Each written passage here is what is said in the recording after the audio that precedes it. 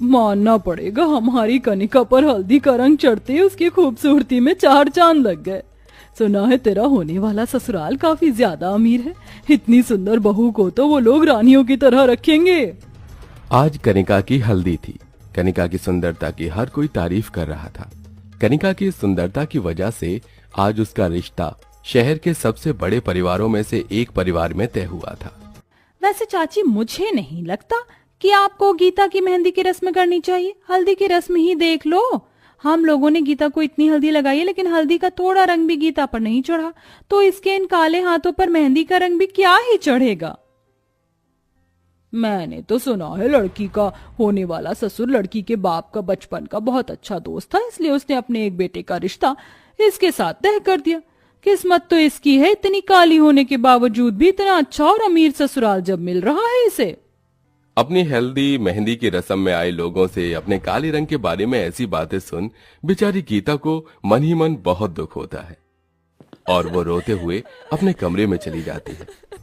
भले ही किस्मत ने कभी गीता और कनिका को आपस में न मिलाया हो, लेकिन अब इन दोनों की आने वाली जिंदगी एक ही घर में थी, जहां महेश और संगीता के बड़े बेटे सौरभ की शादी सुंदर और गोरी कनिका से तय हुई, वहीं उनके छोटे बेटे हर्ष की शादी काली गीता से।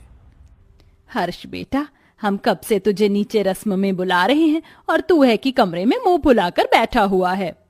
एक तो आप लोगों ने मेरा रिश्ता उस काली लड़की से कर दिया, ऊपर से अब आप चाहते हैं कि मैं रस्मों में शामिल हूँ। मेरा बस होता तो मैं तेरा रिश्ता भी बिल्कुल कनिका जैसी सुंदर लड़की से करती, लेकिन तू तो अपने पिता को जानता है ना। देखो हर्ष, मैं गीता के पिता से वादा कर चुका हूँ और महेश अपना वादा पूरा करने के लिए अपनी जान भी दे सकता है, समझा? अपने पिता की बात सुन हर्ष कुछ नहीं कह पाता और ऐसे ही 2 दिन गुजर जाते हैं और आज हर्ष और सौरभ की बारात होती है, जहां एक तरफ सौरभ अपनी सुंदर होने वाली पत्नी को देखकर खुश होता है और खुशी खुशी उसके साथ शादी की सारी रस्में करता है, वहीं दूसरी तरफ हर्ष गीता के काले रंग को देखते ही उससे मुंह बना लेता है। वधू को वरमाला पहनाइए, शादी का शुभ मुहूर्त बीता जा रहा है। हर्ष बेटा, चलो जल्दी से गीता को वरमाला पहनाओ। अपने पिता की जबरदस्ती करने पर हर्ष गीता को वरमाला पहना देता है, जिसके बाद अब शादी के आगे की रस्में होती हैं। ये लीजिए सिंदूर, इसे वधू की मांग में भरकर उसे ये मंगलसूत्र पहनाइए। पंडित जी के कहने पर भी हर्ष गीता को सिंदूर नहीं लगाता है और ना ही उसे मंगलसूत्र पहनाता है।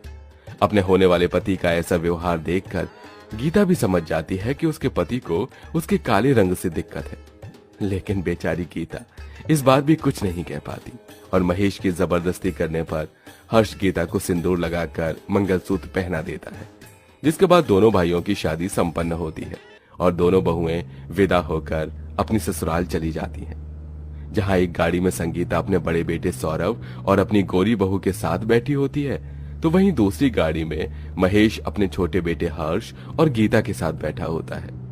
थोड़ी देर में संगीता की गाड़ी सबसे पहले ससुराल पहुंचती है, जहां वो गाड़ी से उतरते ही, अरे इतनी धीरे धीरे शहनाई ढोल क्यों बजा रहे हो, जरा जोर जोर से बजाओ, आज मेरी बहू घर आई है। अपनी बहू की आने की खुशी में संगीता दरवाजे पर ही औरतों के साथ नाचने लगती है, जिसके बाद वो अपनी बहू को गाड़ी से नीचे उतारती है और उसे अंदर लेकर आती है, जहां सभी औरतें कनिका पर फूल बरसाती हैं। माँ जी, आप तो मेरा ऐसा स्वागत कर रही हैं जैसे मैं आपकी बहू नहीं बल्कि किसी राज्य की महारानी हूँ। मेरी बहू की सुंदरता के सामने तो किसी राज्य की महारानी भी फीकी पड़ जाए। बहू सबसे पहले इस हल्दी की प्लेट में अपने हाथ डुबाकर अपने हाथों की छाप इस दीवार पर छोड़, उसके बाद इस चावल से भरे कलश को अपने दाएं पैर से गिराकर इस आलते में अपने दोनों पैरों को रख, इस सफेद कपड़े पर चलती हुई अपने घर के अंदर प्रवेश कर। संगीता धूमधाम से सारे रिवाज के साथ कनिका का गृह प्रवेश करती है। मेरी तरफ से ये तेरा गृह प्रवेश का तोहफा। माँ जी, ये हीरो का हार तो बहुत ज्यादा सुंदर है, लेकिन मेरी बहू की सुंदरता के सामने ये कुछ नहीं। सौरभ बेटा, जा कनिका को कमरे में ले जा, काफी थक गई होगी, आराम कर लेगी। संगीता कनिका और सौरभ को उनके कमरे में भेज देती है। तभी वहां महेश अपनी काली बहू और बेटे के साथ गाड़ी से उतरता है। अरे क्या हुआ, तुम लोग ऐसे शांत क्यों बैठे हो? अरे जरा ढोल बजाओ, मेरी बहू आई है। अरे हमें तो बस एक ही बहू के आने की खुशी में ढोल बजाने के लिए कहा था। अगर आपको इनके लिए बजवाना है तो आपको हमें और पैसे देने होंगे। बैंड वाले की बात सुन महेश उन्हें पैसे देता है, जिसके बाद सभी फिर से शहनाई और ढोल बजाना शुरू कर देते हैं और महेश नाचता हुआ अपनी बहू गीता को अंदर लेकर आता है। गीता के काले रंग को देखते ही संगीता उससे मुंह बना लेती है। अरे अब वहीं खड़ी रहोगी या नई नवेली बहू का स्वागत भी करोगी? मुझे नहीं करना इस काली कलूटन का गृह प्रवेश। आपको ही शौक था ना इसे बहू बनाने का, तो खुद ही करिए इसका गृह प्रवेश।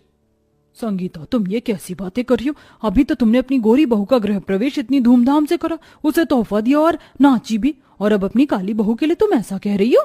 अगर तुम्हें इतना शौक है तो तुम ही करो इसका गृह प्रवेश, मैं तो चली। अपनी सास का अपने प्रति ऐसा रवैया देख गीता को बहुत दुख होता है, जिसके बाद नर्मदा गीता का गृह प्रवेश करती है और उसे हर्ष के कमरे में ले जाती है।